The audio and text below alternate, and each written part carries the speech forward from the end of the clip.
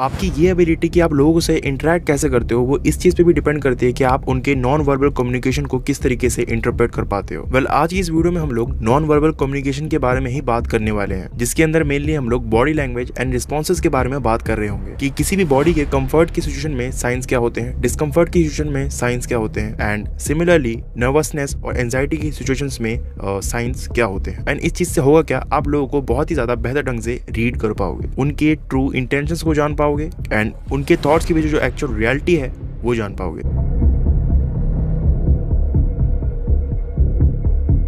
Well, अगर बात हम जोई नेवारो की करें तो वो एक फॉर्मर FBI एजेंट रह चुके हैं जिन्होंने और भी किताबें लिखी हैं बॉडी लैंग्वेज के ऊपर और नॉन वर्बल कम्युनिकेशन के ऊपर।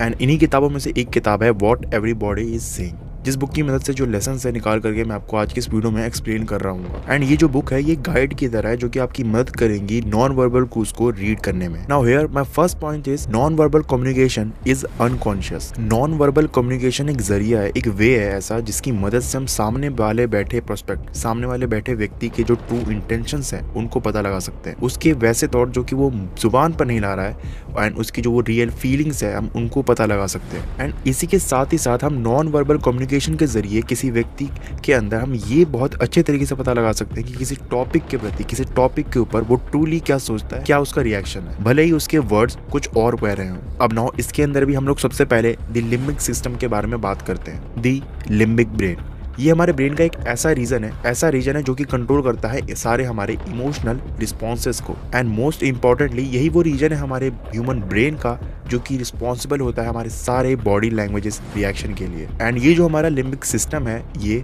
अनकॉन्शियस होता है, which means we are not always aware of what we are feeling और कम्युनिकेटिंग नॉन वर्बली। हमारी बॉडी का जो रिएक्शन होता है किसी भी एक पर्टिकुलर सिचुएशन के अंदर जाने के बाद वो पूरी तरीके से अनकॉन्शियस बिहेवियर में आता है, बिकॉज हम इस चीज को लेकर के अवेयर ही नहीं होते हैं। इसी के साथ ही साथ जो हमारा लिम्बिक ब्रेन है वो स्टिमुली की इवैल्यूएशन को भी हैंडल करता है, जिसका मतलब है कि यही वो पार्ट है, यही वो रीजन है ब्रेन का जो कि डिस्टिंग्विश करता है कि हम सेफ जोन में हैं या थ्रेटनिंग जोन में हैं, सेफ सिचुएशन में है या फिर थ्रेटनिंग सिचुएशन में। एंड इसी के साथ साथ मैं आपको बता दूं कि यही वो रीजन है जिसकी वजह से कई सिचुएशंस में, कई स्ट्रेसफुल सिचुएशंस में जो हमारी बॉडी है वो लीड करती है फाइट, फ्लाइट और फ्रीज रिस्पॉन्सेस को।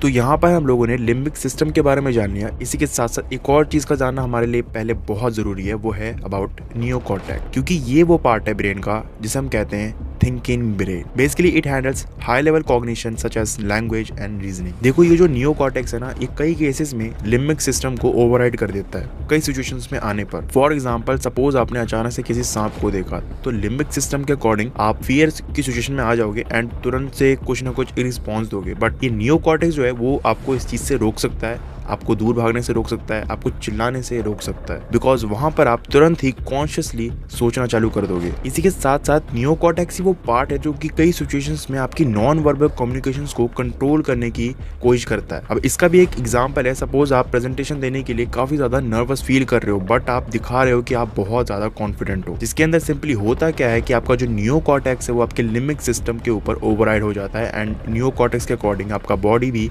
रिस्पॉन्स कर रहा होता है, कॉन्फिडेंटली होकर के दिखा रहा होता है अपने आप को। तो ये बात भी याद रखना कि in some cases neocortex can override the limbic system. Our bodies react to different situations with the fight, flight और फ्रीज रिस्पॉन्सेज। जब कभी भी हम किसी स्ट्रेसफुल सिचुएशन के अंदर होते हैं तो हमारी बॉडी डिफरेंट तरीके से रिएक्ट करती है और इन्हीं रिएक्शंस में जो तीन मोस्ट कॉमन रिएक्शंस हैं वो है अबाउट फाइट, फ्लाइट और फ्रीज। सबसे पहले अगर हम बात करें फाइट रिस्पॉन्स के बारे में तो इसके नाम से हमें बहुत कुछ पता चलता है कि जब कभी भी हम अपने आप को कंसर्न पाते हैं या फिर थ्रेटन सिचुएशन के अंदर पाते हैं तो हमारी बॉडी किस वे में रिएक्ट करती है। हम किसी एक पर्टिकुलर सिचुएशन के अंदर जाने पर इस रिस्पॉन्स के अकॉर्डिंग कुछ ऐसा रिस्पॉन्स देखने को हमें मिलता है, काइंड ऑफ लाइक एग्रेसिव या फिर कन्फ्रंटेशनल बिहेवियर। अगर हम बात करें इसके अंदर नॉन वर्बल क्यूज के बारे में कि अगर कोई व्यक्ति फाइट रिस्पॉन्स के लिए रेडी है तो वहां पर आपको ये देखने को मिलेगा कि वो और ज्यादा स्पेस घेर रहा है। जैसे फॉर एग्जाम्पल सपोज वो छाती चौड़ी कर रहा है या फिर अपने आप को और ज्यादा वाइडर दिखाने की कोशिश कर रहा है, उस सिचुएशन में डोमिनेंट दिखाने की कोशिश कर रहा है, तो इस चीज के लिए वो क्या करेगा, और ज्यादा स्पेस घेरेगा। पर वहीं अगर हम बात करें अबाउट फ्लाइट रिस्पॉन्स के बारे में तो यहाँ पर हम जब कभी भी अपने आप को थ्रेटेंड या फिर कंसर्न सिचुएशन के अंदर पाते हैं तो यहाँ पर हम लोग सिंपली वहां से उस सिचुएशन से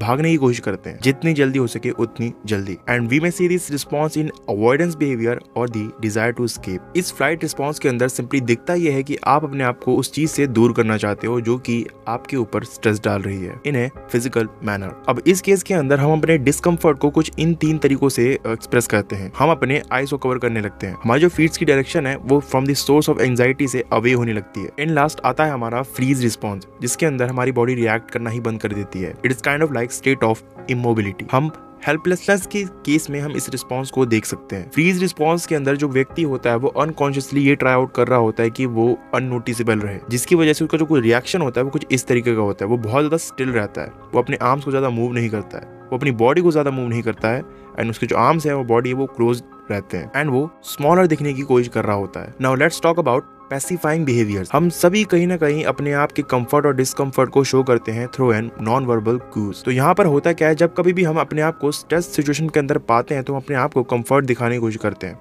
इसके लिए हमारी बॉडी किस वे में रिएक्ट करती है, या फिर अगर हम अनकंफर्टेबल भी हैं तब हमारी बॉडी किस वे में रिएक्ट करती है, इसके बारे में हम लोग अब बात करने वाले हैं। उससे भी पहले अगर मैं आपको थोड़ा सा पैसिफाइंग बिहेवियर के बारे में अगर बताऊं तो इसके अंदर सिंपली उन टाइप के एक्शंस आते हैं जो कि हम लोग तब करते हैं ताकि हम अपने आप को कंफर्टेबल बना सकें किसी भी स्ट्रेसफुल सिचुएशन के अंदर। And more importantly these behaviours are usually unconscious, and ये काइनेसिक और प्रोक्सेमिक क्यूज के जरिए एक्सप्रेस किए जा रहे होते हैं हमारी बॉडी के द्वारा। अब मैं आपको बताता हूँ कुछ कॉमन पैसिफाइंग बिहेवियर्स, जिसके अंदर आता है पहला touching our face or hair. Second is about rubbing our hands together. Third, clenching our fist. Fourth, rocking back and forth. And fifth, rubbing the top of our legs when seated.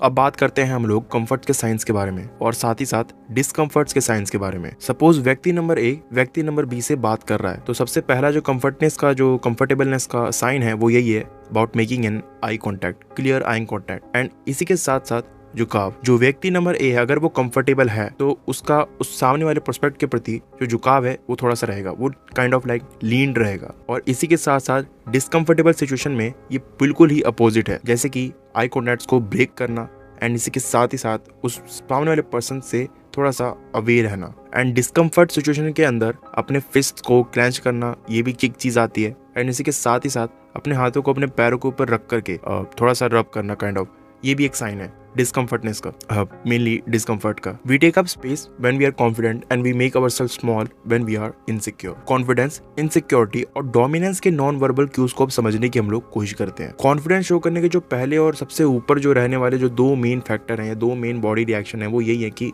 और ज्यादा space को घेरना, and इसी के साथ साथ eye contact को clearly बना पाना, एंड इसी के साथ साथ एक प्रॉपर वे में स्टैंड आउट करना, एंड इसी के साथ साथ एक प्रॉपर वे में एक पोस्चर को मेंटेन करके रखना for the longer period of time, and इसी के साथ अपने चिन को थोड़ा सा ऊपर रखना, अपनी वॉइस को बहुत ही ज्यादा क्लियर एंड अपनी वॉइस को साथ ही साथ बहुत ज्यादा क्लियर रख पाना, एंड इसके साथ साथ in simple words taking up more space, claiming territory and showing others that we are comfortable in our surrounding. And इस चीज को शो करने के लिए हम लोग अपने आर्म्स को और ज्यादा स्प्रेड कर सकते हैं, एंड ये जो रिएक्शन है about spreading about our arms ये आपको देखने को मिलेगी। एंड इसी के साथ साथ more importantly taking up as much space as possible. इस रिस्पॉन्स को भी आप देख रहे होंगे किसी न किसी एक कॉन्फिडेंट पर्सन के अंदर अगर वो बैठा है। बात करते हैं इनसिक्योरिटी के बारे में। इनसिक्योरिटी के अंदर, इनसिक्योरिटी को शो करने के अंदर जो दो मेन रिस्पॉन्सेज आते हैं वो पहला तो यही आता है कि avoiding the eye contact and अपने आप को छोटा दिखाना इन द सेंस कि स्मॉल स्पेस को घेरना। इसके अंदर जो मेन रिएक्शन होता है वो यही होता है कि आप अपने आप को अननोटिसेबल दिखाना चाहते हो, आप नोटिस नहीं होना चाहते। बात करें अगर हम आप डोमिनेंस के बारे में, तो इसके जो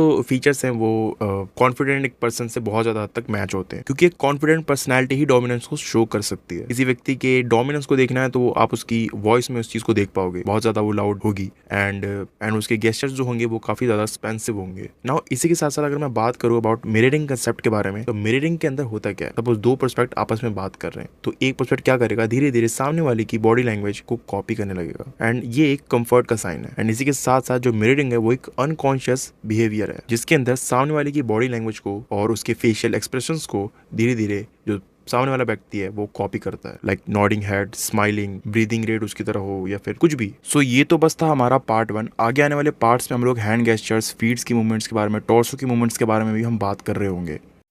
आई होप आपको ये वीडियो थोड़ी सी भी इन्फॉर्मेटिव लगी होगी एंड आपने कुछ ना कुछ तो ज़रूर सीखा होगा। एंड अगर आप सपोर्ट करना चाहते हो तो आपको पता है आपको क्या करना है। बाय द वे, आप जिस भी चीज़ पे वीडियो चाहते हो उसके बारे में नीचे कमेंट डाउन कर सकते हो।